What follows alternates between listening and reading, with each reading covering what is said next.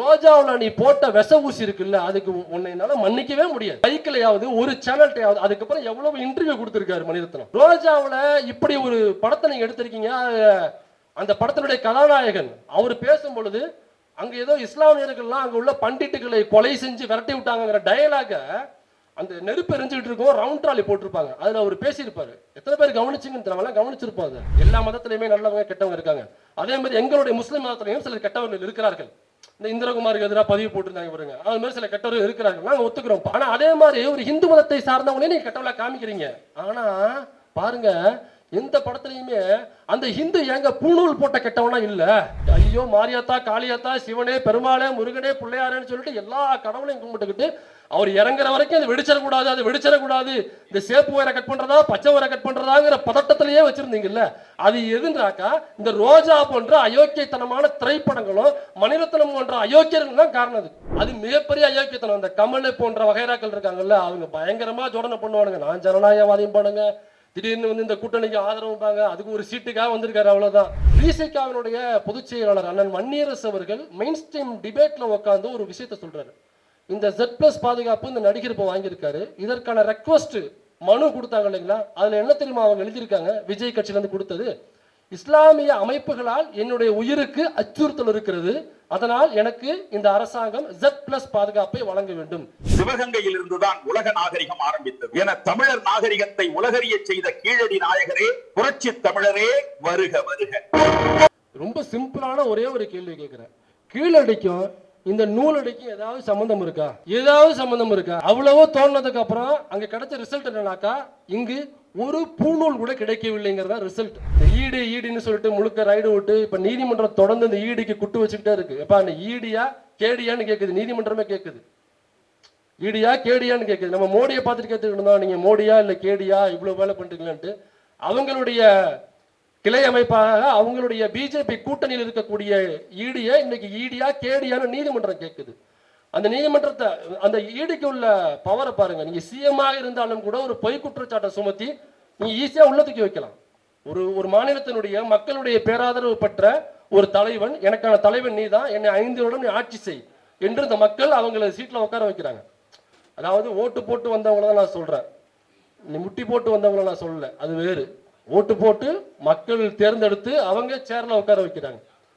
அப்ப அவங்களை எப்படி ஈடி என்கிற ஒரு சாதாரண ஒரு அமைப்பு ஒரு பொய் குற்றச்சாட்டை சுமத்தி தூக்கி உள்ள வைக்க முடியுமா? வைக்க முடியும். எந்த ஒரு ஆதாரமும் இல்லாம, எந்த ஒரு பிரைம் ஆஃபீஸும் இல்லாம ஈடியால் அதை செய்ய முடியும். இப்ப அவ்வளவு அதிகாரம் பொருந்திய, வானளாவிய அதிகாரம் பொருந்திய ஈடி, யோசிச்சு பாருங்க. மினிஸ்டர்ஸ், எம்எல்ஏ யாருமே அதை நெருங்கிறதுக்கு பயப்படுறாங்க. எதுக்குப்பா தேவையில்லாம ரைடு விடுவாங்க அப்படின்னு சொல்லிட்டு ஒரு சின்ன அச்சம் வந்துடும் எல்லாருக்குமே. செந்தில் பாலாஜி அவர்களை தூக்கி உள்ள வச்சாங்க, இன்னைக்கு அமைச்சர் பதவி போச்சு. அது உண்மை இருக்கா இல்லையாங்கிறது தீர்ப்பு வரும்போது தெரியட்டும், அது வேறு. அந்த ஈடி சேலம் ஆத்தூர் பக்கத்துல ஒரு 2 வயதான தோழர்கள், 2 வயசானவங்க, 80 வயசுக்கு மேற்பட்ட 2 வயதான கிழவர்கள், அவங்ககிட்ட கோபனை மட்டும்தாங்க இருக்கு. அது இல்லாம ஒரு காக்கான நிலம் வச்சிருக்காங்க. அவங்க கிட்ட ஈடி போயிட்டு அவங்களை கைது பண்ண போகுது. 2 வயசான கிழவங்க, 80 வயசுக்கு மேல. எதுக்குடா கைது பண்ண போறாங்கன்னா, இவங்க கிட்ட கோவணம் தானே இருக்கு. ஈடினாக்கா பொருளாதார குற்றம் ஏதாவது பண்ணியிருக்கணும், PMLA ஆக்ட், இல்லது ஃபாரின் டிரான்சாக்ஷன் ஏதாவது நடந்திருக்கணும், அல்ல இந்த அமைப்பு கூட, ஒரு பயங்கரவாத அமைப்பு கூட உங்களுக்கு தொடர்பு இருக்கு, ஏதோ ஒரு பொய் குற்றச்சாட்டாவது இருக்கணும்ல. எப்பா என்னதான் கனவா இருந்தாலும் ஒரு லாஜிக் வேணாமான்னு கேட்போம்ல. அது கோவணம் தான் கட்டியிருக்காங்க 2 பேரும். அவங்கள்ட்ட எப்படிப்பா ஈடி போச்சு? என்ன பிரைம் ஆஃபீஸ், என்ன எதன் அடிப்படையில் நீங்க கைது பண்ண போறீங்கன்னா, அந்த வயசான 2 80 வயசுக்கு மேல உள்ள கிழவர்கள், அந்த கோவணம் கட்டிய அந்த குச்சி வச்சு நடக்கிற அந்த கிழவர்கள் இருக்காங்கல்ல, அவங்க அந்த பகுதியில் உள்ள பக்கத்துல மலை காடு இருக்கு இல்லைங்களா, அங்க உள்ள ஒரு காட்டெருமை, அந்த காட்டெருமைய இந்த 2 வயதான கிழவர்களும் வேட்டையாடி, பாகுபலியில அந்த நடிகர் அடக்கம் அப்படில அந்த மாதிரி அப்படி பிடிச்சி 2 பேரும் அது கழுத்தை முறிச்சு போட்டு அதுக்கப்புறம் நைட்டா குழி தோண்டி போட்டு புதைச்சிட்டாங்களாம். உங்களுக்கு ஒரு உண்மையை சொல்றேன், உலகத்திலேயே மிருகங்கள் நிறைய இருக்கு இல்லைங்களா, அதுல காட்டெருமைக்கு ஸ்பெஷல் இந்தியா தான். இந்தியாவில் தமிழ்நாடு தான் காட்டெருமைக்கு ஸ்பெஷல். உலகத்துல வேறு எங்கேயுமே இல்லாத அளவுக்கு காட்டெருமை தமிழ்நாட்டில் வெஸ்டர்ன் கட்ஸ், அந்த மேற்கு தொடர்ச்சி மலையில் இருக்கிற காட்டெருமைகள் இருக்குல்ல, அதுதான் எடை உயர்ந்த காட்டெருமைகள். உலகத்திலேயே இங்கதான் இருக்கு. கிட்டத்தட்ட 1 டன்ல இருந்து 1.5 டன் ஒரு காட்டெருமையினுடைய வெயிட். அப்படின்னாக்கா 1000 கிலோவிலிருந்து 1500 கிலோ வரைக்கும் இருக்கும் ஒரு காட்டெருமை வெயிட். அதிகபட்ச வெயிட் நான் சொல்றது இங்க வெஸ்டர்ன் கட்ஸ் தான் இருக்கு, வேற எங்கேயும் கிடையாது. இப்போ நீங்க எலிஃபென்ட் எடுத்துக்கிட்டீங்கன்னாக்கா ஆப்பிரிக்கன் எலிஃபென்ட்ஸ் தான் ஹைட்டு வெயிட்டா இருக்கும். அந்த மாதிரி ஒவ்வொரு மிருகங்களும் ஒவ்வொரு நாடு ஸ்பெஷலா இருக்கும். அதே மாதிரி காட்டெருமை தமிழ்நாடு, இந்தியாவுக்குள்ள தமிழ்நாடு வெஸ்டர்ன் கட்ஸ் அங்கதான் இருக்கு. இந்த 1 டன் 1.5 டன் வெயிட் உள்ள இந்த காட்டெருமையை இந்த 80 வயது மிக்க முதியவர்கள் அவங்க கழுத்தை முறிச்சு கொன்னு குழி தோண்டி போட்டு புதைச்சிட்டாங்கன்னு அங்க போறாங்க. இப்ப இதுக்குள்ள மெயின் ஸ்ட்ரீம் மீடியாவில் கேள்வி கேட்கணுமா வேணாமா? இதை கேள்வி கேட்டு ஈடியை எக்ஸ்போஸ் பண்ணுமா வேணாமா மக்கள் கிட்ட?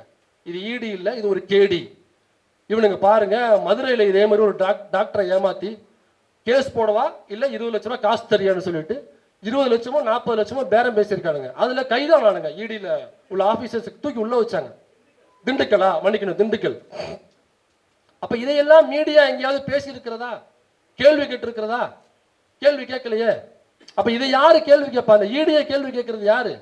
கரிகாலன் என்கிற ஒரு பெரியாரிய அம்பேத்கரிய மார்க்சிய தோழர் கரிகாலன் என்கிற ட்ரைப்ஸ் சேனல் வச்சுருக்க கரிகாலன் தான் நேரடியா சேலம் ஆத்தூருக்கு போய் ஆய்வுகள் செஞ்சு அதை எக்ஸ்போஸ் பண்ணி அந்த ஈடி ஆபீசர்ஸ் மேல கேஸ் போடுறதுக்கு ஆதாரத்தை வெளியிட்டது கரிகாலன் என்கிற ஒரு சோசியல் மீடியா இன்ஃப்ளூயன்சர். சோ அங்க யாரு சாமானியனாக்கா அந்த கோவணம் கட்டிட்டு அன்னைக்கு இருந்த ஒடுக்கப்பட்ட சமூகத்தை சார்ந்த அந்த வயது முதிர்ந்த கிழவன் தான் சாமானியன். அந்த சாமானியனுக்காக அந்த ஊடகம் குரல் கொடுத்துச்சா? இல்ல, சமூக ஊடகம் தான் அன்னைக்கு குரல் கொடுத்துச்சு. சரி, அப்ப இந்த ஊடகம், சமூக ஊடகங்கள், இந்த மெயின் ஸ்ட்ரீம் மீடியாஸ் சாமானியர்களுக்கானதாக இல்லைன்னா வேற யாரு பக்கம் இந்த ஊடகங்கள் இயங்கிட்டு இருக்கு? யாரோ ஒருத்தர் பக்கம் இயங்கணும்ல. சாமானியர் பக்கம் இயங்கலனாக்கா யாரு பக்கம் இயங்குது? இந்த கேள்விக்கான பதில ராகுல் காந்தியே சொல்லிட்டாப்ல. டெல்லியில ஒரு நேஷனல் பிரஸ் கான்ஃபரன்ஸ் நடக்குது. அதாவது இந்தியாவில் உள்ள முக்கியமான ஊடகங்களில் உள்ள முக்கிய பொறுப்பாளர்கள் அந்த கான்ஃபரன்ஸ்ல இருக்காங்க. ராகுல் காந்தி உட்கார்ந்து இருக்காரு. சர்ச்சைகள் ஏதாவது கேள்விகள் அதெல்லாம் போயிட்டு இருக்கு. ராகுல் காந்தி எழுந்து கேட்கிறாரு, இந்த நேஷனல் பிரஸ் கான்ஃபரன்ஸ்ல யாரெல்லாம் ஷெட்யூல் ட்ரைப்ஸ் சமூகத்தை சார்ந்தவர்கள் கை தூக்குங்க. ஒருத்தர் கூட கை தூக்கல. யாரெல்லாம் ஷெட்யூல் காஸ்ட் கை தூக்குங்க. ஒருத்தர் கூட கை தூக்கல. யாரெல்லாம் ஓபிசி கை தூக்குங்க. ஒருத்தர் கூட இல்ல. நம்ம ஊர்ல தான் இங்க மதுரை பக்கம் ஒரு குறிப்பிட்ட சமூகத்தை சார்ந்தவர்கள் நாங்கள் ஆண்ட பரம்பரை என்றும், அப்படியே திருநெல்வேலி பக்கம் போனோம்னாக்கா அங்க இன்னொரு சமூகத்தை சார்ந்தவர்கள் இல்ல நாங்க தான் ஆண்ட பரம்பரைகள் என்றும், அப்படியே தஞ்சாவூர் பக்கிட்ட வந்தோம்னாக்கா இல்ல நாங்க தான் இங்க ஆண்ட பரம்பரை. ஊருக்கு ஒரு கம்யூனிட்டி நாங்கள் தான் ஆண்ட பரம்பரைகள் என்று சொல்லிக் கொள்கிறார்களே. நீங்க சொல்லிக்கிறீங்களா? நீங்க போய் பாருங்க, நேஷனல் பிரஸ் கான்ஃபரன்ஸ் இந்தியா முழுக்க இங்க தமிழ்நாட்டில் உள்ள ஆண்ட சாதிகள் என்று பெருமை பேசிக்கொள்ள ஓபிசின்னா நம்ம ஆளுகளுக்கு புரியாது. அது வேற. பிசி எம்பிசி தான் ஓபிசி. எனக்கா நம்ம ஆளுங்கன்னா நீங்க யாரும் தவறா எடுத்துக்காதீங்க. கேமரா வந்திருக்கு, இது பல பேர்கிட்ட போய் சேரும் இந்த வீடியோ. ஸோ பார்க்குற எல்லாருக்கும் புரியணுங்கிறதுக்காக அந்த டிக்ளரேஷன் கொடுக்குறேன் நான். பிசி எம்பிசி இந்த கம்யூனிட்டி இந்த லிஸ்ட்ல வர்ற ஜாதிகள் எல்லாமே ஓபிசின்னு சொல்லுவாங்க. ஸோ ஓபிசி நம்ம ஆண்ட பரம்பரைகளை பெருமை பேசிக்கலாம். ஆனால் நேஷனல் பிரஸ் கான்ஃபரன்ஸ்ல யாருமே ஓபிசி கூட இல்லையே. ஷெட்யூல்டு ட்ரைப்ஸ், ஷெட்யூல் காஸ்ட், ஓபிசியில் கூட ஒருத்தரும் இல்லை. அப்ப எதுனாக்க நேஷனல் பிரஸ் கான்ஃபரன்ஸ். இப்பதான் நான் தலைப்புக்கிட்டே வர்றேன். அப்ப நேஷனல் பிரஸ் கான்ஃபரன்ஸ்னாக்கா மீடியா, அதுதான் மெயின் ஸ்ட்ரீம் மீடியா. தமிழ்நாடு மட்டுமல்ல, ஒட்டுமொத்த இந்தியா முழுக்க உள்ள main stream media, paper print media அல்லது வாட் எவர் இட் இஸ், நீங்க ஆன்லைன் மீடியா, டிவி, இந்த மாதிரி மெயின் ஸ்ட்ரீம் மீடியாஸ் இருக்கு இல்லைங்களா, நிறுவனங்கள். இந்த நிறுவனங்கள்ல தலைமை பொறுப்புல அதற்கு கீழே உள்ள ஒரு நிர்வாக பொறுப்புல உள்ளவங்கள்ல யாருமே எஸ்சி எஸ்டி ஓபிசி கிடையாது. அப்ப யாரு இருக்கா? எல்லாருமே யாரு இருக்கான்னாக்கா அந்த நூல் புல்லாண்டஸ் குரூப் தான் முழுக்க இருக்கு. நூலாண்டிகள் தான் முழுக்க உள்ள உட்கார்ந்து இருக்கிறது. அப்ப முழுக்க ஒரு குரூப்பு கிட்ட இந்த ஒட்டுமொத்த இந்தியாவினுடைய மீடியாவே சிக்கிக்கிட்டு இருக்கு. அதுதான் ராகுல் காந்தி என்னை கேள்வி எழுப்பினார். ஏதோ டிவி, பேப்பர் மீடியா அல்லது எஃப்எம் போன்ற ரேடியோ நிறுவனங்கள் அதுல மட்டும் அல்ல, எல்லா துறைகளிலுமே இதே இளவு தான் எடுக்கிறானுங்க. நீங்க நீதித்துறை எடுத்து பாருங்க. நீதித்துறையில சுப்ரீம் கோர்ட் ஜட்ஜஸ் எத்தனை பேர் லிஸ்ட் எடுத்து பாருங்களேன். நான் ஆர்டிஐ தகவல் வாங்கி பல மேடைகள்ல அதை பேசியிருக்கேன், பல வீடியோக்கள்ல பேசியிருக்கேன். பெரும்பாலும் உயர்ந்த சாதிகள் என்று தங்களை சொல்லிக் கொள்கிற சமூகத்தை சார்ந்தவர்கள் தான் நீங்க நீதித்துறையிலிருந்து மற்ற எல்லா துறைகள்லையுமே, நான் சொல்றது ஒன்றிய அரசினுடைய பொறுப்புகள்ல எல்லா இடத்துலையுமே இவங்க தான் போய் உட்காந்துக்கிறாங்க. அப்ப இவங்க கிட்ட இருந்து தான் ஒரு செய்தி நமக்கு வெளியே வரப்போகுது. இந்தியாவினுடைய முகமாக இருக்கக்கூடிய இந்த செய்தி நிறுவனங்களுடைய தலைமை பொறுப்புகள், நிர்வாக பொறுப்புகள்ல இந்த கும்பல் தான் உட்கார்ந்துருக்கு. இவங்க கிட்ட இருந்து நம்முடைய செய்திகள், நமக்கு ஆதரவான செய்திகள் அல்லது நம்முடைய உரிமை குரலை கேட்கக்கூடிய குரல்கள் எப்படி வெளியில வரும்? ஒரு நாளும் வரவே வராது. அதுதான் பெரியார் ஒன்று சொன்னார் அந்த பெண்ணிடமை பத்தி சொல்லும் பொழுது, பூனையிடமிருந்து எலிகளுக்கு என்றாவது விடுதலை கிடைக்குமா? கிடைக்காது. ஓநாய்களிடமிருந்து மான்களுக்கு என்றைக்காவது விடுதலை கிடைக்குமா? கிடைக்காது. அதுபோன்றுதான் ஆண்களிடமிருந்து பெண்களுக்கு ஒருபோதும் விடுதலை கிடைக்காதுன்னு சொன்னாரு. அது அப்படியே என்ன பண்றோம், இந்த இடத்துல அந்த பெண்ணடிமைத்தனத்தை எடுத்துட்டு அதை அப்படியே மீடியாவை போட்டுக்குங்க. ஒருவேளை அந்த பூனைகளிடமிருந்து கூட எலிகளுக்கு விடுதலை கிடைக்கலாம் ஒரு காலத்துல, ஓநாய்களிடமிருந்து மான்களுக்கு விடுதலை கிடைக்கலாம். ஆனால் இந்த மெயின் ஸ்ட்ரீம் மீடியாஸ் என்று சொல்லக்கூடிய இந்த மீடியாக்களிடமிருந்து நமக்கு ஒருபோதும் விடுதலை கிடைக்காது. மீடியாக்கள் மட்டுமல்ல, எல்லா துறைகளிலிருந்தே நமக்கு விடுதலை கிடைக்காது. அப்ப சாமானியர்களுக்கான ஊடகமாக மீடியா இல்லைங்கிறது தலைப்பிலே தெரிஞ்சு போச்சு. அப்ப சாமானியர்களுக்கு இல்லைனாக்கா யாருக்கானதாக இந்த ஊடகம் இயங்குது? இப்ப சாமானியர்கள் நாம சாமானியர்கள். அப்ப சாமானியர்கள் இல்லாத ஒண்ணுன்னு ஒரு பிரிவு இருக்குல்ல, அவன் யாருன்னா ஒண்ணும் இல்ல. இந்தியாவில் நான் சாமானிய இல்லைன்னு யாரு சொல்றானோ அவனுக்காக அந்த ஊடகம் இயங்கி கொண்டிருக்கிறது. சாமானியம் இல்லாதவன் எப்படி புரிஞ்சுக்கிறது? ரொம்ப ஈஸி. நாமெல்லாம் அறிவியலை நம்புறோம், டெக்னாலஜியை நம்புறோம், மருத்துவத்தை நம்புறோம், இயற்கையை நம்புறோம் இல்லைங்களா? இப்ப இதெல்லாம் கம்பைன் பண்ணி பார்த்தோம்னாக்கா ஒரு பிறப்பு அப்படிங்கிறது நாமெல்லாம் தாயினுடைய கருவறையிலும் தான் எல்லாரும் பிறக்க வேண்டிய இடத்துல இருந்தால் நம்ம பிறந்திருப்போம். இதே சயின்ஸு, இயற்கை, மருத்துவம், டெக்னாலஜி சொல்லிக்கலாம். இதை நாம நம்புறோம். அதனால நம்ம சாமானியன் இல்லாதவன் என்னன்னாக்கா, அவன் நாமெல்லாம் பிறக்கிறது மாதிரி பிறந்ததாக அவன் தன்னை சொல்லிக்கொள்ள மாட்டான். அவன் மட்டும் தலையிலேருந்து பிறந்தவன்னு சொல்லுவான். அவன் தான் சாமானியன் இல்லாதவன். நீ எல்லாம் சாமானிய, நான் சாமானியன் இல்லாதவன்டா அப்படின்னு சொல்லுவான். தலையிலேருந்து பிறந்தவன். தலையில என்ன இருக்கும்? தலையில ஏன்னா இந்திரகுமார் வேற இந்த டிபேட்ல பேசி இல்லைங்களா, யோசிச்சு பாருங்க. இந்த நடிகர் ஒருத்தர் கட்சி ஆரம்பிச்சிருக்காரு. அதுல இருக்கக்கூடிய ஒரு இஸ்லாமிய சகோதரர் ஒருத்தர், எனக்கு என்னன்னாக்கா எப்படி அந்த கட்சியில போய் அவர் நடத்தக்கூடிய கட்சியில அவர் எப்படி போய் சேர்ந்தாருங்கிறதா எனக்கு மிகப்பெரிய ஒரு கேள்வியா இருக்கு. ஏன்னா இந்த திரைப்படங்கள்ல பாத்தீங்கன்னாக்கா இஸ்லாமிய சகோதரர்களை தீவிரவாதிகளாக சித்தரிக்கிறது அப்படிங்கிறது அந்த காலத்திலிருந்து தொடர்ந்து ஒரு அஜெண்டாவாக கொண்டு வந்தது. எல்லாரும் மணிரத்னத்தை பிடிக்கும்னு இந்த சினிமாவில் உள்ளவங்க சொல்லிப்பாங்க. நான் நேரடியாக சொல்றேன், நானும் சினிமாவில் இருந்தவன் தான், இருந்துகிட்டும் இருக்கிற சினிமாவில். எனக்கு மணிரத்னத்தை பிடிக்கவே பிடிக்காது. எனக்கு பிடிக்காத ஒரு இயக்குனர்னாக்கா அது மணிரத்னம் தான். நீ எவ்வளவு டெக்னாலஜியா நீ ரொம்ப பின்தங்கி கூட படத்தை விட, அது எனக்கு பிரச்சனையே இல்லை. ஐடியாலஜியா நீ என்ன பேசுறங்கிறதா என்னுடைய பிரச்சனை. ரோஜாவில் நீ போட்ட விச ஊசி இருக்குல்ல, அதுக்கு உன்னை என்னால மன்னிக்கவே முடியாது. ஒரு மேடையிலையாவது அல்லது ஒரு மைக்கிலையாவது ஒரு சேனல்டையாவது அதுக்கப்புறம் எவ்வளவு இன்டர்வியூ கொடுத்திருக்காரு மணிரத்னம். ரோஜாவில் இப்படி ஒரு படத்தை நீங்க எடுத்திருக்கீங்க. அந்த படத்தினுடைய கதாநாயகன் அவர் பேசும் பொழுது அங்க ஏதோ இஸ்லாமியர்கள்லாம் அங்க உள்ள பண்டிட்டுகளை கொலை செஞ்சு விரட்டி விட்டாங்கிற டயலாக அந்த நெருப்பு எரிஞ்சுக்கிட்டு இருக்கும், ரவுண்ட் ட்ராலி போட்டிருப்பாங்க. அதுல அவர் பேசியிருப்பாரு. எத்தனை பேர் கவனிச்சிங்கன்னு தெரியல, கவனிச்சிருப்பாங்க. அந்த படம் பார்த்தவனே நமக்கு என்ன தோணுன்னு சொல்லுங்க. ஏதோ இல்லைங்க, ஏங்க எல்லா மதத்திலையுமே நல்லவங்க கெட்டவங்க இருக்குதானே செய்வாங்க. அந்த மாதிரி முஸ்லீம் மதத்துல உள்ள ஒரு கெட்டவரை அதுல காமிச்சிருக்காங்க, அவ்வளவுதானே. இதே மாதிரி இன்னொரு படத்துல ஒரு ஹிந்துவை அவன் கெட்டவளை காமிச்சு தானே இருக்காங்க அப்படின்னு ஈஸியா தட்டுல தூக்கி வச்சிருவாங்க இல்லையா? ரொம்ப சிம்பிளா யோசிச்சு பாருங்க. டக்குன்னு தலையாட்டிதாங்க. இப்படி பேசுறவன்ட்ட நீங்க ரொம்ப கவனமா இருக்கணும். அப்படி பேசுறவன்ட்ட நம்ம கேட்கணும், என்ன தெரியுமா திருப்பி கேட்கணும், நீ சொல்றது கரெக்ட் தான்ப்பா, எல்லா மதத்திலையுமே நல்லவங்க கெட்டவங்க இருக்காங்க. அதே மாதிரி எங்களுடைய முஸ்லிம் மதத்திலையும் சில கெட்டவர்கள் இருக்கிறார்கள். இந்த இந்திரகுமாருக்கு எதிராக பதிவு போட்டிருந்தாங்க பாருங்க, அது மாதிரி சில கெட்டவர்கள் இருக்கிறார்கள், நாங்க ஒத்துக்கிறோம்ப்பா. ஆனா அதே மாதிரி ஒரு இந்து மதத்தை சார்ந்தவங்களே நீங்க கெட்டவளா காமிக்கிறீங்க. ஆனா பாருங்க, எந்த படத்துலயுமே அந்த ஹிந்து ஏங்க பூணூல் போட்ட கெட்டவனா இல்ல, ஒரு மீசை வச்ச கெட்டவன் இருக்கான், மீசை இல்லாத ஒரு ஹிந்து கெட்டவனா இருக்கான். பட்டை போட்ட நவன் போட்ட நல்லவன் கெட்டவன்லாம் படத்துல காமிக்கிறாங்க. ஆனா ஒருபோதும் ஒரு பாலியல் குற்றவாளி ஒரு ஹிந்துவாக காமிக்கும் போது நீ ஏன் பூணூல் போட்டு காமிக்க மாட்டேங்கிற? ஒரு கொக்கைன் விற்கிறவன், ஒரு இந்த நார்காட்டிக்ல ஒரு பெரிய ஜித்தா இருக்கிறவன், இந்த கடத்தல் தொழிலாம் பண்ணக்கூடிய ஒரு மோசமான ஒரு அயோக்கிய பெருவழி அப்படின்னு காமிக்கும் போது ஒரு பூணூல் போட்ட கெட்டவன நீ ஏன் காமிக்க மாட்டேங்கிற?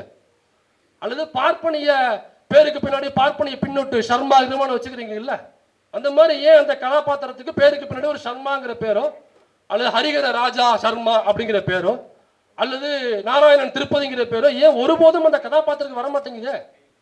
அப்ப ஹிந்துவுலையும் எந்த ஹிந்துவை கெட்டவனா காமிக்கிறேங்கிறதா இங்க கேள்வியாக்கணும் நம்ம. அப்ப நீ ஹிந்துவன்னு சொல்லிட்டு நீ யாரை கெட்டவனாக்குறனாக்கா ஏன் சகோதரனையே நீ கெட்டவனை காமிச்சுக்கிட்டு இருக்க. இப்படி காலகாலமாக வந்துகிட்டு இருக்கிற இந்த நடைமுறை இருக்குல்ல, இது இந்த ரோஜா படத்துல ஏதோ ஒரு இஸ்லாமியரை காமிச்சிட்டாங்க அப்படிங்கிறது இல்ல. இது என்னவா இருக்குன்னாக்கா, தமிழ்நாட்டுக்குள்ள திருவாரூர்ங்கிற மாவட்டத்துல ஒரு ரிமோட் வில்லேஜ்ல இருக்கக்கூடிய ஒரு கொடிமங்கல கிராமத்துல வசிக்கக்கூடியன்னா, என் வீட்டுக்கு பக்கத்துல உள்ள ஒரு இஸ்லாமிய ஒரு சகோதரர் ஒரு மாமா மச்சான் கூட இருப்பான்ல, அவரு ஒரு ட்ரெயின்ல எங்க ஊர்ல ட்ரெயின்ல ஏறும் பொழுது அந்த கம்பார்ட்மெண்ட்ல ஒரு தொப்பியை போட்டுக்கிட்டு அவர் அந்த உடையோட ஏறும் பொழுது அந்த கம்பார்ட்மெண்ட் அவர் இறங்குற வரைக்கும், அந்த ட்ரெயினை விட்டு இறங்குற வரைக்கும் ஐயோ மாரியாத்தா காளியாத்தா சிவனே பெருமாளே முருகனே பிள்ளையாரேன்னு சொல்லிட்டு எல்லா கடவுளையும் கும்பிட்டுக்கிட்டு அவர் இறங்குற வரைக்கும் அது வெடிச்சிடக்கூடாது, அது வெடிச்சிடக்கூடாது, இந்த சேப்பு வயரை கட் பண்றதா பச்சை வயரை கட் பண்றதாங்கிற பதட்டத்திலேயே வச்சிருந்தீங்கல்ல. அது எதுன்றாக்கா இந்த ரோஜா போன்ற அயோக்கியத்தனமான திரைப்படங்களும் மணிரத்னம் போன்ற அயோக்கியர்கள் தான் காரணம். அது சரி, தெரிஞ்சோ தெரியாமலோ அந்த படத்தை எடுத்துட்டேன்னு கூட சொல்லலாம். அப்ப இருந்த அறிவுங்க நான் எடுத்துட்டேங்க, இப்ப மன்னிப்பு கேளுங்க, மன்னிப்பு கேளுங்க பாஸ். டெபுட்டி சிஎம்ங்க உதயநிதி ஸ்டாலின்ங்கிற டெபுட்டி சிஎம் இன்னைக்கு அவரு அந்த சூர்யா நடிச்ச படம் 7ஆம் அறிவுங்கிற படத்துல கமலஹாசன் பொண்ணு கூட அதுல ஹீரோயினா நடிச்சிருப்பாங்க. அதுல இடஒதுக்கீட்டுக்கு எதிராக ஒரு வசனத்தை அந்த இயக்குனர் வச்சுட்டாரு. அவர் பேரு ராமதாஸா என்னது, இதுல அரசியல் கனெக்ஷன் எதுவும் இல்லை, நான் மறந்துதான் சொன்னேன், முருகதாஸ் அவர்கள். ஏன்னா அவருக்கு உள்ள அறிவு அவ்வளவுதான். இடஒதுக்கீட்டுக்கு எதிராக ஒரு வசனத்தை வச்சிட்டாரு. அவரு டெபுட்டி சிஎம் உட்காந்து பேசும் பொழுது பின்னால ஒரு சேனலுக்கு உட்காந்து இன்டர்வியூ கொடுக்குறாரு. பல பொதுமக்கள் உட்காந்து இருக்காங்க. அந்த வீடியோ எல்லாத்தையும் போய் சேரப்போற வீடியோ. அதுல உட்காந்துக்கிட்டு தான் செய்த தவறை அவரே சுட்டி காமிச்சு அதற்கு மனம் வருந்தி அதுக்கு வருத்தம் தெரிவிக்கிறாரு. நான் அந்த மாதிரி ஒன்று பண்ணிட்டேன், தவறு பண்ணிட்டேன் அதுல அப்படின்னு வருத்தம் தெரிவிக்கிறாரு. அவர் நினைச்சிருந்தாருன்னா முன்னாடியே என்னென்ன கேள்விகள் கொடுக்க போறீங்க கொடுங்கன்னு வாங்கிட்டு அந்த கேள்வியை மட்டும் அடிச்சுட்டு இந்த கேள்வியை கேட்காதீங்கன்னு சொல்லிட்டு ஒருவேளை ஷூட் பண்ணியிருந்தாலும் கூட அதை எடிட் பண்ணுங்கன்னு சொல்லிட்டு அவரால் அந்த வீடியோ போஸ்ட் பண்ண வச்சிருக்க முடியாதா? போஸ்ட் பண்ண வச்சிருக்க முடியாது. அப்ப தான் செய்த தவறு நான் திருந்திட்டேன், முன்னாடி இந்த தவறை நான் தெரியாம பண்ணிட்டேன் அப்படின்னு ஒரு டெபுட்டி சிஎம் ஒத்துக்கிறாரு. உங்களுக்கு என்ன பாஸ் பிரச்சனை? இந்த மாதிரி பல தவறுகள் அந்த தவறை சுட்டி காமிச்சு நாங்களும் வீடியோ போட்டிருக்கோம். அது வேற ஒன்றும் இல்லை, அமரன் என்கிற ஒரு திரை காவியம். அது மிகப்பெரிய அயோக்கியத்தனம். அந்த கமல் போன்ற வகைராக்கள் இருக்காங்கல்ல, அவங்க பயங்கரமா ஜோடனை பண்ணுவானுங்க. நான் ஜனநாயகவாதியும் பண்ணுங்க, திடீர்னு இந்த கூட்டணிக்கு ஆதரவுப்பாங்க, அதுக்கு ஒரு சீட்டுக்காக வந்திருக்காரு, அவ்வளவுதான். ஏன்னாக்கா கோட்சேவுக்கு ஆதரவு தெரிவிச்சவர், ஆர்எஸ்எஸ்க்கு ஆதரவு தெரிவிச்சவர் தான் இந்த கமலஹாசன் அவர்கள். அவர் தனியா நிற்கும் பொழுது அதுக்குள்ள நம்ம போக தேவையில்லை நினைக்கிறேன். ரொம்ப டீப்பா போட்டோம்னாக்கா அப்புறம் கூட்டணிக்குள்ள குழப்பம் ஒன்று ஏதாவது எடுத்து போட்டு விட்டுருவாங்க. அதனால இது போன்ற தவறுகள் நடக்கும் பொழுது நம்ம சுட்டி காமிச்சு இது தவறு அப்படிங்கிறத நம்ம சொல்லி காமிச்சுதான் ஆகணும். ஸோ அது என்னக்கா, எங்கேயோ உள்ள என் ஊர்ல உள்ள என்னோட சகோதரர் என்னோட மாமா மச்சான் ஒரு ட்ரெயின்ல ஏறும் பொழுது அந்த பதட்டத்தை கிரியேட் பண்ணுதுல, அப்போ ஒட்டுமொத்தமாக மக்களுடைய மனநிலையை என்னவாக இருக்க வேண்டும் அப்படிங்கிறத முடிவு செய்யறது மீடியாக்கள் மட்டுமில்லை, இது போன்ற திரைப்படங்களும் தான். இதுவும் ஒரு மீடியா தான். அப்ப இதெல்லாம் யாருக்காக பயன்படுதுனாக்கா, சாமானியன் அல்லாத தலையில பிறந்த நமக்கு, தலையிலனாக்க நமக்கு என்ன தெரியும்னாக்க, தலையிலனாக்க நமக்கு முடி, இத மசுருன்னு சொல்லுவாங்க. மசுருங்கிறது தமிழ் வார்த்தை தான். நிறைய இலக்கியங்கள்ல கூட மயிருன்னு தான் எழுதியிருக்காங்க. அதனால மயிருங்கிறது ஒரு கெட்ட வார்த்தை அப்படிங்கிறது கிடையாது. அப்ப தலையில இருந்து பிறந்தவனும் நம்ம கேட்கணும். நான்லாம் எங்க அப்பனா தலையில தான் பிறந்தேன், நீ யாரு தலையில பிறந்தியா? தலையிலனாக்க எங்க மசுருக்கு பிறந்தியான்னு கேட்கணும் அவன்கிட்ட. இப்படி சொல்றவன்ட்ட தலையில பிறந்தவன்னா இப்ப தலையில பிறந்தவனா மசுருக்கு பிறந்தியா நீன்னு கேட்கணும். அப்ப அவன் என்ன சொல்றான்னாக்கா, நீ எல்லாம் வேற இடத்துல பிறந்திருக்கேன், நான் தலையில பிறந்தவன், நான் தான் இங்க, நீ சாமானியன், நான் சாமானியன் அல்லாதவன். அப்ப இந்த ஊடகங்கள் யாருக்காக செயல்படுதுன்னா, இந்த முடிக்கு பிறந்த அந்த சாமானியன் அல்லாத நபர்கள் இருக்காங்க இல்லையா, அவங்களுக்கு தான் இந்த மெயின் ஸ்ட்ரீம் மீடியாக்கள் தொடர்ந்து வேலை பார்த்து கொண்டிருக்கிறது. அதற்காகத்தான் நாம இந்த சோசியல் மீடியாவை கையில் எடுத்திருக்கிறோம். இப்ப அந்த இந்திரகுமாரை நோக்கி இந்த கேள்வி எழுப்பினார் இல்லைங்களா, அவர் இந்த கட்சியில் இருக்காருல்ல. ஸோ அந்த இஸ்லாமியர்களுக்கு எதிராக இந்த திரைப்படங்களை அதை அப்புறம் பேசி மெயின் ஸ்ட்ரீம் மீடியாக்களை டிபேட்ல உட்காந்து பேசி, அப்புறம் யூடியூப்ல உட்காந்து பேசி, எல்லாம் பேசி ஓரளவுக்கு அதை நம்ம கண்ட்ரோல் பண்ணிட்டோம்னு நினைக்கிறேன் தமிழ்நாட்டுக்குள்ள. எனக்கு தெரிஞ்ச வரைக்கும் இதெல்லாம் கண்ட்ரோல் ஆயிட்டு அப்படின்னு நம்ம நினைக்கிறப்ப தான் துப்பாக்கின்னு ஒரு படம் வருதுங்க. அது துப்பாக்கிங்கிற படம் அந்த நடிகராப்புல அதுல இஸ்லாமியர்களை ஒரு சைக்கோவாக கொலை பண்றான். எதுக்கு கொலை பண்றான்னாக்கா, என்னத்துக்குன்னே தெரியல கொலை பண்றான். துப்பாக்கி படத்துல ஒரு இஸ்லாமியனை அந்த பொருள் சித்தரிக்கிறார். அதுக்கப்புறம் பீஸ்ட்னு ஒரு படம், அந்த படத்துல இஸ்லாமியர்களை தீவிரவாதிகளை சித்தரிச்சு இந்த இஸ்லாமியனை இப்படி கட்டி தூக்கிட்டு வருவாப்புல, இப்படி இந்த இதுல இருந்து ஒரு குகையில இருந்து இப்படி தூக்கிட்டு வருவாப்புல. இவ்வளவு பீஸ்ட் என்ன 100 வருஷத்துக்கு முன்னாடி வந்த படமா? சமீபத்தில் வந்த படம் தான் பீஸ்ட்ங்கிற திரைப்படம். அந்த திரைப்படம் வரைக்கும் இஸ்லாமியர்களுக்கு எதிரான கருத்துக்களை பேசிக் கொண்டிருந்தவருடைய கட்சியில உட்கார்ந்துக்கிட்டு ஒரு பெரியாரிய சிந்தனையாளராக, ஒரு அம்பேத்கரிய சிந்தனைவாதியாக இருக்கக்கூடிய ஒருவன் எப்படி இஸ்லாமியர்களுக்கு எதிராக பேசுவான்? இந்த கருத்தை நீ ஏன் முதல்ல முன்வைக்கிற? உன்னை நோக்கி ஒரு கேள்வி எழுப்புறாங்கனாக்கா நீங்க தான் பதில் சொல்லணும். அது ஒட்டுமொத்த தான் ஒரு இஸ்லாமிய சமூகத்தை சார்ந்தவர் அப்படிங்கிறதுக்காக நான் வந்து இஸ்லாமியர்களுக்கு எதிராக பேசி விட்டாருன்னு ஈஸியா மடைமாத்திடலாம் அப்படிங்கிறது அவருடைய எண்ணம். அதை நம்புவதற்கு இஸ்லாமிய தோழர்கள் நீங்கள் நினைப்பது போன்று உங்கள் கட்சியில் உள்ள அணில் குஞ்சுகள் அல்ல என்பதை சோசியல் மீடியாவில், அதே சோசியல் மீடியாவில் பல இஸ்லாமிய சகோதரர்கள்லாம் முதல்ல வந்து இந்திரகுமாருக்கு ஆதரவாக பதிவுலிட்டாங்க. Z+ பாதுகாப்பு வாங்கியிருக்காப்புல. இப்போ அவர் Z+ பாதுகாப்பு வாங்குறதுக்கு ரெக்வஸ்ட் கொடுக்கணும் நம்ம சென்ட்ரல் கவர்மெண்ட்டுக்கு. அதுக்கப்புறம் அவங்க பார்த்துட்டு அக்செப்ட் பண்ணி Z+ பாதுகாப்பு கொடுப்பாங்க. அதில் நியாயமான கோரிக்கைகள் இருக்கணும். தனக்கு தன்னுடைய உயிருக்கு பாதுகாப்பு இல்லை, ஏன் பாதுகாப்பு இல்லைங்கிறத சொல்லணும். இந்த அமைப்பினால பாதுகாப்பு இல்லை, நான் இவ்வளவு பேசுகிறேன், எனக்கு இதனால உயிர் அச்சுறுத்தல் இருக்குன்னு. விசிகாவினுடைய பொதுச் செயலாளர் அண்ணன் வன்னியரசு அவர்கள் மெயின் ஸ்ட்ரீம் டிபேட்ல உட்காந்து ஒரு விஷயத்த சொல்றாரு. இந்த Z+ பாதுகாப்பு இந்த நடிகர் இப்போ வாங்கியிருக்காரு, இதற்கான ரெக்வஸ்ட் மனு கொடுத்தாங்க இல்லைங்களா, அதுல என்ன தெரியுமா அவங்க எழுதியிருக்காங்க? விஜய் கட்சியிலேருந்து கொடுத்தது, இஸ்லாமிய அமைப்புகளால் என்னுடைய உயிருக்கு அச்சுறுத்தல் இருக்கிறது, அதனால் எனக்கு இந்த அரசாங்கம் Z+ பாதுகாப்பை வழங்க வேண்டும். இதுதான் அந்த மனுவில் அவங்க அளிச்சிருக்கிறது. இதை விசிகாவினுடைய பொதுச் செயலாளர் அண்ணன் வன்னியரசு அவர்கள் மெயின் ஸ்ட்ரீம் மீடியாவில் டிபேட்ல உட்காந்துட்டு சொல்றாரு.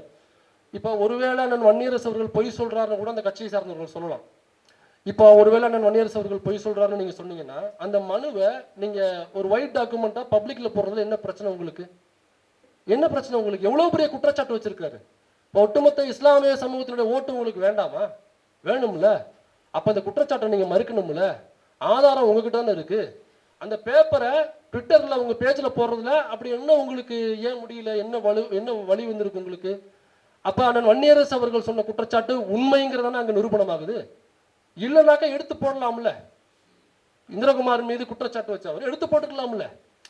அப்ப இதையெல்லாம் மெயின் ஸ்ட்ரீம் மீடியாஸ் கொஸ்டின் பண்ணணும். அந்த கட்சியினுடைய தலைவர் வரும் பொழுது இப்படி ஒரு குற்றச்சாட்டு வைக்கிறாங்க உங்க கட்சியின் மீது, விசிகாவினுடைய பொதுச் செயலாளர் ஒரு குற்றச்சாட்டு வைக்கிறாரு, உங்களுடைய பதில் என்னென்று அந்த பேட்டி தொடர்ந்து இருக்கிறாங்க. அந்த கட்சியில சில்பா குமார்னு ஒருத்தர் இருக்காரு, எல்லாருக்கும் தெரிஞ்சிருக்கும்னு நினைக்கிறேன். ஆதவர்ஜுன் அவர் பேரு, ஆதவர்ஜுன் என்கிற சில்பா குமார். அப்புறம் இந்த பொதுச் செயலாளர் புசி ஆனந்த் ஒருத்தர். இவங்கெல்லாம் அப்பப்போ பேட்டிகள் கொடுக்குறாங்க மெயின் ஸ்ட்ரீம் மீடியாஸுக்கு. அப்ப அந்த நிருபர்கள் கேட்கணும்ல, இந்த மாதிரி வன்னியரசு குற்றச்சாட்டு வச்சிருக்காருங்க விசிகாவுடைய பொதுச் செயலாளர், அது எப்படி நீங்க நெக்லெக்ட் பண்ணிட்டு போறீங்க? அப்ப அது ஒயிட் டாக்குமெண்டா நீங்க போட வேண்டியது, வெளியில போட்டுக்கலாம்ல, வெள்ளை அறிக்கையா காமிச்சிருக்கலாமே நீங்க இதை, ஏன் எது உங்களை தடுக்குது? அப்போ அவர் வைக்கிற குற்றச்சாட்டு உண்மையா? இது எவ்வளவு முக்கியமான கேள்வி, யோசிச்சு பாருங்க.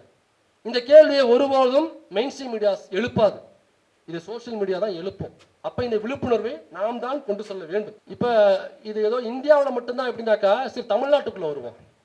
தமிழ்நாட்டுக்குள்ள அதிமுக பீரியட்ல நிறைய மெயின் ஸ்ட்ரீம் மீடியாஸ்ல ஒடுக்கப்பட்ட மக்களுடைய குரலாக, சாமானியர்களுடைய குரலாக ஒலித்த சில குரல்கள், அண்ணன் குணசேகரன் என்கிற குணா இப்ப சன் நியூஸ்ல இருக்காரு, அப்புறம் செந்தில்வேல் அண்ணன், ஜீவசகாப்தன் தோழர், நெல்சன், இன்னும் நிறைய பேர் இது மாதிரி டக்கு டக்கு டக்கு டக்குன்னு ரவுண்ட் பண்ணி எல்லாரையுமே மீடியாவில் வந்து தூக்குனாங்க.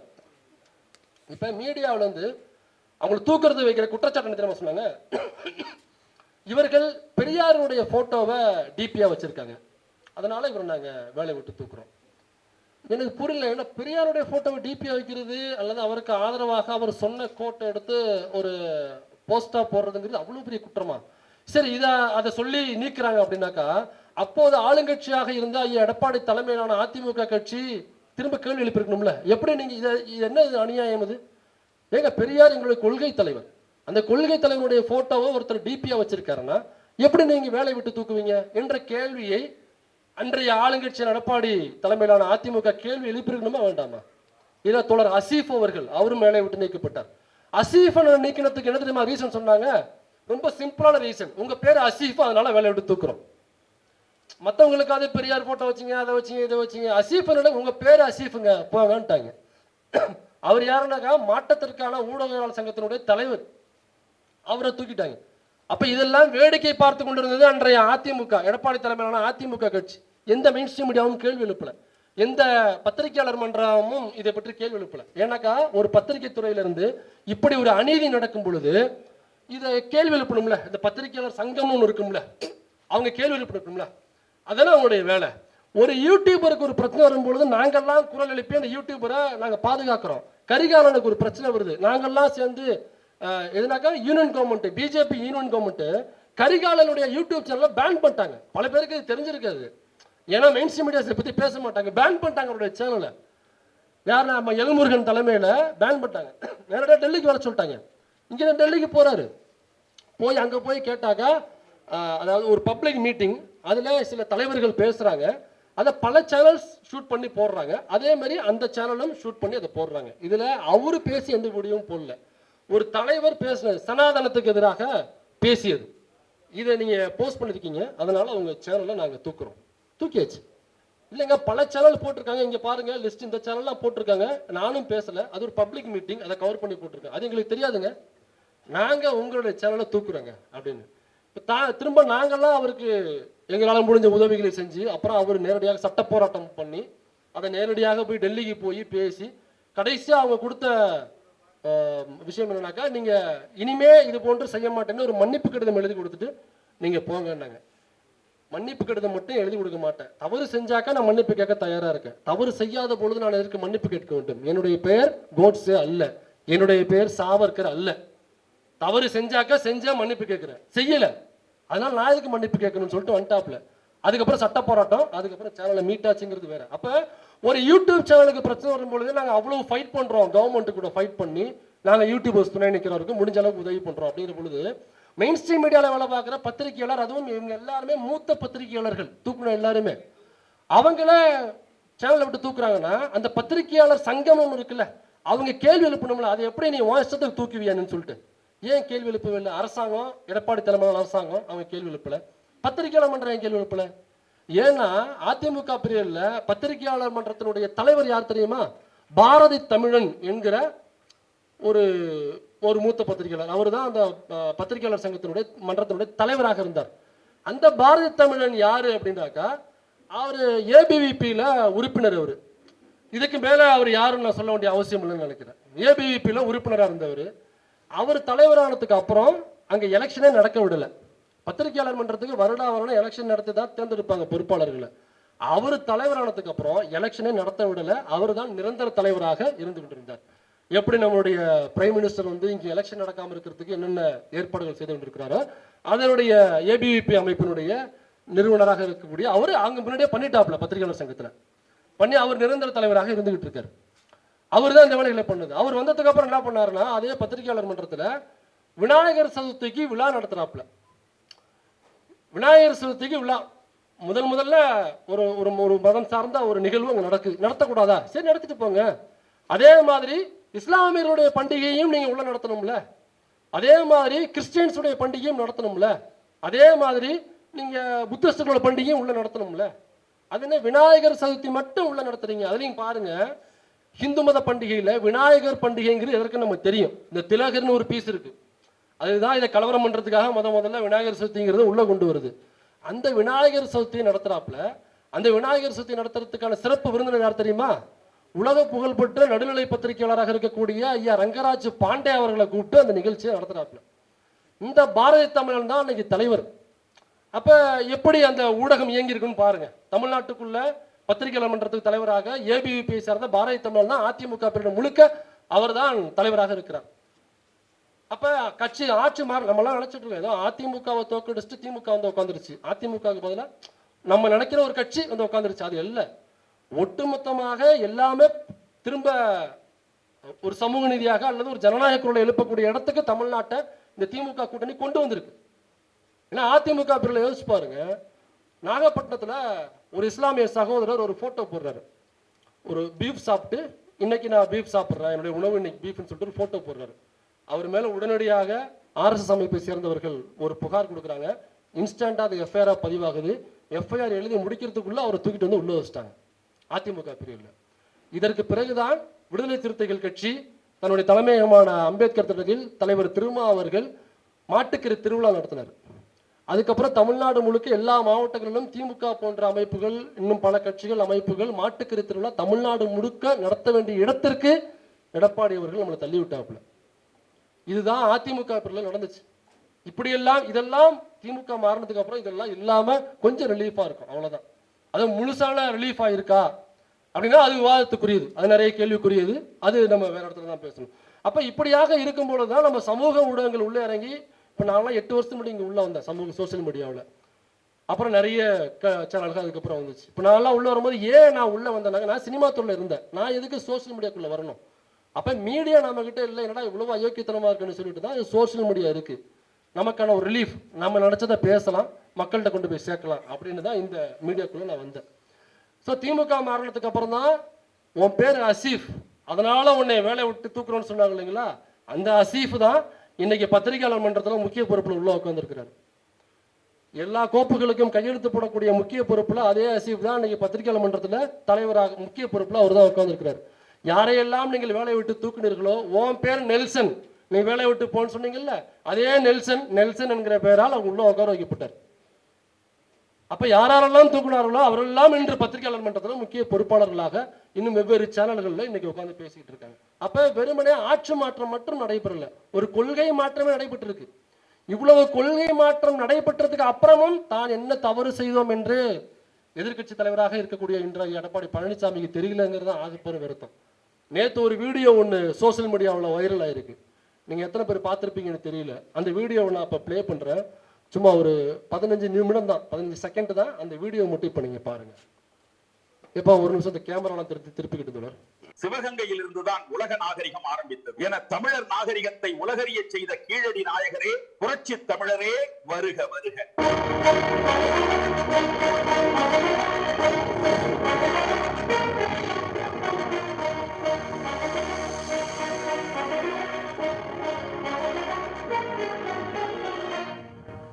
இவருதான் நம்ம புரட்சி தமிழரா, இவருதான் நம்ம புரட்சி தமிழர். அவரு கொள்ற எழுச்சி பயணம் இதுதான் பாருங்க. இப்ப இந்த கீழடி ஒரு விஷயம் போயிட்டு இருக்குல்ல, அதையொட்டி அவங்க ஒரு வீடியோ ஏஐல கிரியேட் பண்ணி போட்டிருக்காங்க. ரொம்ப சிம்பிளான ஒரே ஒரு கேள்வி கேட்கிறேன், கீழடிக்கும் இந்த நூலடிக்கும் ஏதாவது சம்பந்தம் இருக்கா? ஏதாவது சம்பந்தம் இருக்கா? அவ்வளவோ தோணுனதுக்கு அப்புறம் அங்க கிடைச்ச ரிசல்ட் என்னன்னாக்கா, இங்கு ஒரு பூநூல் கூட கிடைக்கவில்லைங்கிறதா ரிசல்ட். இங்கு ஒரு கடவுளின் சிலைகள் கூட கிடைக்கவில்லை என்பதுதான் ரிசல்ட். தர்ப புல்லு கிடைக்கல, யாகம் பண்ண ஸ்பேஸ் கிடைக்கல, சமஸ்கிருத ஸ்லோகங்கள் அடங்கிய பட்டயம் ஏதாவது கல்வெட்டு ஒரு மண்ணாங்கட்டையும் இல்லைன்னு சொல்லுது. அப்ப ஆரிய பார்ப்பனிய நாகரிகம் என்பதே இங்க கிடையாது, பண்பாடு என்பதே கிடையாது. தமிழர்களுடைய பண்பாடு என்பது வேறு ஒரு பண்பாடு நாகரிகமாக இருந்திருக்கிறது என்றுதான் அந்த கீழடி நாகரிகம் சொல்ல வருது. இந்த ரிப்போர்ட்டை தான் கொண்டு போய் ஒன்றிய அரசுல சப்மிட் பண்ணும் பொழுது அமர்நாத் அவர்கள் கொண்டு போய் சப்மிட் பண்றாரு. அவர் தான் அதற்கான பொறுப்பாளராக இருக்கிறார், ஐஏஎஸ் ஆபீசர். இதை நெக்லெக்ட் பண்றாங்க ஒன்றிய அரசு. இவ்வளவு பெரிய பிரச்சனை போயிட்டு இருக்கு. நீ கீழடிக்கும் நூலடிக்கும் சம்பந்தம் இல்லைங்கிறதா அந்த ரிப்போர்ட். நீ அந்த நூலடியை வச்சே கீழடி தான் நூலடின்னு சொல்லிட்டு வீடியோ போட்டினாக்கா கடுப்பாகுமா ஆகாத சொல்லுங்க. இப்ப இவர் அப்ப தான் என்ன தவறு செஞ்ச? அப்ப எழுச்சி தமிழர்னா யாருக்கான எழுச்சி தமிழர்? நீங்க இந்த நூலடிகளுக்கான எழுச்சி தமிழரா? எழுச்சி பயணம்னா புரட்சி தமிழர். எழுச்சி பயணம்னா யாருக்கான எழுச்சி பயணம்? இங்க ஒடுக்கப்பட்ட சாமானிய மக்களுக்கான எழுச்சி பயணம்னாக்கா இந்த அரங்கில் அமர்ந்திருக்கக்கூடிய அனைவருமே அவர் பின்னாடி நம்ம போயிருந்திருப்போமே. அப்ப யாருக்கான எழுச்சி பயணம்? அப்ப அந்த நூலடிகளுக்கான எழுச்சி பயணத்தால நீங்க செஞ்சுக்கிட்டு இருக்கீங்க. இப்ப இது சோசியல் மீடியால வைரலா இருக்கு. அப்ப சோசியல் மீடியா சாமானியர்களுக்கான ஆயுதம்னாக்கா சோசியல் மீடியா நமக்கான ஆயுதம். அந்த ஆயுதத்தை நம்மால் சுதந்திரமாக பயன்படுத்த முடிகிறதா என்கிற கேள்வியைத்தான் நாகப்பட்டினத்துல பீஃப் சாப்பிட்டு ஒருத்தர் பதிவு போடும் பொழுது இந்த சட்டத்தை வைத்து அவர்கள் கைது செய்கிறார்கள் அதிமுக பிரிவில். டேனிஷ் சித்திக்னு ஒருத்தர், நிறைய பேர் ஞாபகம் இருக்கும்னு நினைக்கிறேன். கொரோனா சமயத்துல அவ்வளவு பெரிய இறப்புகள்லாம் இல்லைங்க உத்தரப்பிரதேசத்துல. வட மாநிலங்கள்ல பிஜேபி ஆளக்கூடிய மாநிலங்கள் கொரோனாவே நாங்கள் பயங்கரமா கண்ட்ரோல் பண்ணிட்டோம். ரிசல்ட்டை வேணா பாருங்க, 13 பேர் தான் டெத்து.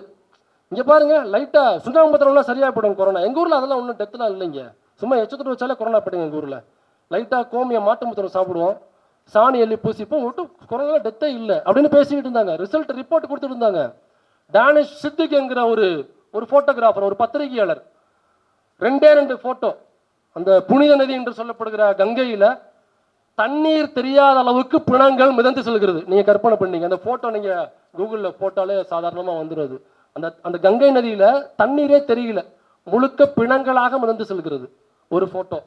2வது போட்டோ டாப் ஆங்கிள் எடுத்த போட்டோ, மயானம் முழுக்க பிணங்கள் எரிந்து கொண்டிருக்கிறது. ஒரு டாப் ஆங்கிள், ஒரே ஒரு கிளிக், ஒரு போட்டோ, 2 கிளிக் 2 போட்டோ. ஒட்டுமொத்த இந்தியா முழுக்க சோசியல் மீடியாவில் ஸ்ப்ரெட் ஆகுது. ஒட்டுமொத்த பிஜேபியினுடைய முகம் கிழிந்து நாராக தொங்கியது. அதுக்கப்புறம் தான் நாமெல்லாம் அதை பற்றி பேச ஆரம்பித்தோம். டானிஷ் சித்திக்ங்கிற ஒருத்தர் எடுத்த அந்த 2 ஃபோட்டோ, ஆனால் அதான் சுதந்திரமாக இருக்கே அப்படின்னு நம்ம கேட்கலாம். எடுத்து போட்டாவில் வயிறில் அரிச்சு இப்போ சுதந்திரமாக தானே இருக்குது, நம்மக்கிட்ட தானே அந்த ஆயுதம் இருக்குது, அது சுதந்திரமாக செயல்படுத்தலாமே என்றால், அந்த டானிஷ் சித்திக் பின்னாளில் எப்படி இறந்தார் என்பது நமக்கு தெரியுமா? மர்மமான முறையில் அவருடைய மரணம் நடந்தது. மர்மமான முறையில் ஒரு வார் ஃபோட்டோகிராஃபர் கூட ஒரு பக்கத்தில் நடக்கக்கூடிய அந்த வார ஃபோட்டோகிராஃபி பண்ணுறதுக்காக போனவர் ஃப்ரெண்ட்லி ஃபயர்னு சொல்கிறாங்க. ஃப்ரெண்ட்லி ஃபயர்னு என்ன தெரியுமா? நம்ம ஆளுகளையே நாமளே சொல்கிறது, அதுதான் ஃப்ரெண்ட்லி ஃபயர். அது எப்படா ஃப்ரெண்ட்லி ஃபயராக இருக்க முடியும்? ஒரு ஃப்ரெண்டை எப்படா ஒருத்தன் சுடுவான்?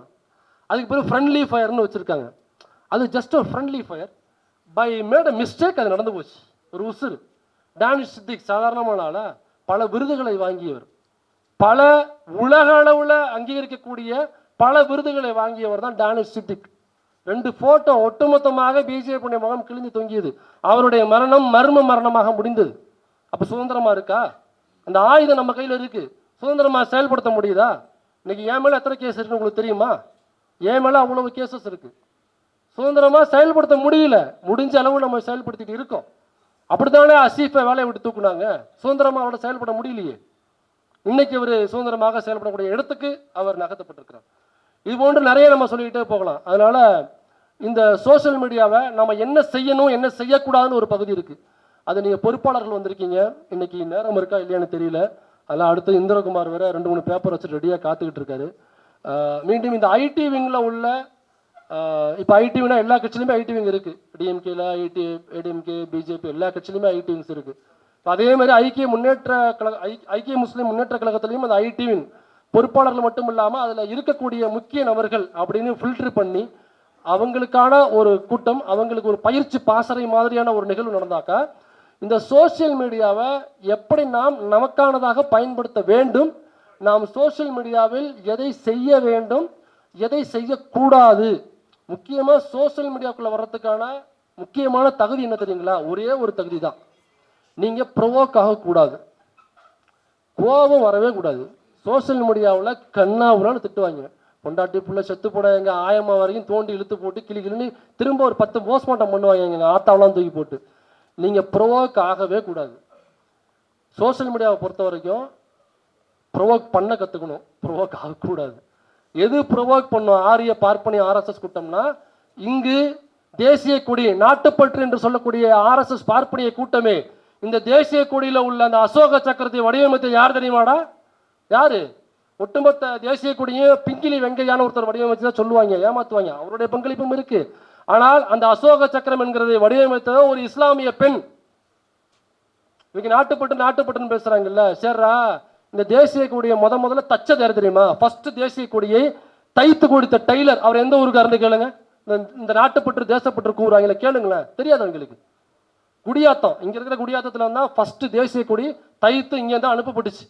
அந்த குடும்பம் முன்னமும் இருக்கு. தாமுயக்கா சிலந்து கூப்பிட்டு இந்த குடும்பத்தை ஹானர் பண்ணாங்க. இப்போ நாட்டுப்பற்று பேசுற நீ கூப்பிட்டு ஹானர் பண்ணிருக்கணும்ல. உனக்கு குடியாத்தம் எங்க இருக்குன்னு தெரியுமா? முதல்ல நீ எவன் வெட்டியாவது கொளுத்தி விடுறது, ட்ரெயினை கொளுத்துறது, அல்லது எவனாவது மாட்டுக்கறி வச்சிருக்கானா அவனை பிடிச்சி அடிச்சு கொள்ளுங்கிறது, இதுதானே உனக்கு தெரிஞ்ச வேலை. அப்போ நாம் இதெல்லாம் சொல்லணும். இப்போ மும்பையில் அந்த நாட்டுக்காக தியாகம் செய்தவர்களுடைய பெயர்கள் பொறிக்கப்பட்டிருக்கும். அந்த இடங்களில் போய் பார்த்தீங்கன்னாக்கா 70% 70 to 75% பேர் யாருனாக்கா முழுக்க இஸ்லாமிய பெயர்கள். இந்த நாட்டுக்காக தியாகம் செய்தவருடைய பெயர்கள். அங்கே கோட்ஸோட பேர் இல்லைங்க, அங்கே சாவர்கர் பேர் இல்லை, அங்கே ஆர்எஸ்எஸ் காரன் பேர் யாருமே இல்லை. இருக்கிறது முழுக்க இஸ்லாமிய பேர். 70-75% இஸ்லாமிய பேர்கள் தான் இருக்கு. இப்போ நாம் இதையெல்லாம் எடுத்து சொல்லணும். இஸ்லாமியோடைய பங்களிப்பு நாம் ஒன்றும் புதுசாக செய்ய போகிறதில்ல. நம்மளுடைய முன்னோர்கள் ஏற்கனவே எல்லாம் செஞ்சு வச்சுட்டு போயிட்டாங்க. செஞ்சு வச்சதை நாம் எடுத்து போட போகிறோம், அவ்வளோதான். That's all your honour. நம்ம செய்ய வேண்டியது அதுதான். நீங்கள் இதை செஞ்சாலே அவன் ப்ரொவோக் ஆகிடுவான். நாம் ஒருபோதும் ப்ரொவோக் ஆகவே கூடாது. அதனால் இந்த ஐடி விங்கில் பார்ட்டிசிபேட் பண்ணுற முக்கியமான நபர்கள், சில இன்ஃப்ளூயன்சர்ஸ் அல்லது ஃபாலோவர்ஸ் அதிகமாக வச்சுருக்காங்க, சம் கேட்டகரியில் நீங்கள் ஃபில்டர் பண்ணி சில நபரில் கொண்டு வந்தாக்கா அவங்களுக்கு இதை எப்படி பயன்படுத்துவது, எப்படி நமக்கு ஆதரவானவர்களை நம் பக்கம் ஈர்ப்பது. இதை எலெக்ஷன் வரப்போது இந்த சோசியல் மீடியாவை சாமானியர்களுக்கான ஊடகமாக, நம்முடைய உரிமையை கோருகிற ஊடகமாக, அரசை நோக்கி எப்படி அரசை நம் பக்கம் திரும்பி பார்க்க வைப்பது சோசியல் மீடியா வச்சு அப்படிங்கிற பல விஷயங்கள் இதுக்குள்ள இருக்கு. இதை அடுத்த ஒரு மீட்டிங் ஒரு பயிற்சி பாசறை நடத்தினாக்க இன்னும் தெளிவாக அந்த மாணவர்களுக்கு அல்லது இளைஞர்களுக்கு நம்ம தெரிவிக்க கடமைப்பட்டிருக்கோம். ஐக்கிய முஸ்லிம் முன்னேற்ற கழகம் எந்த நேரத்திலும் நீங்கள் எங்களை அணுகலாம். யூடியூப் வீடியோஸையோ அல்லது பேரொளி இந்திரகுமார் தேரடியவோ அல்லது கரிகாலனையோ மற்ற தோழர்கள் இல்லை வேற யாராவது ஸ்பெஷலாக வேணும்னா கூட சொல்லுங்க.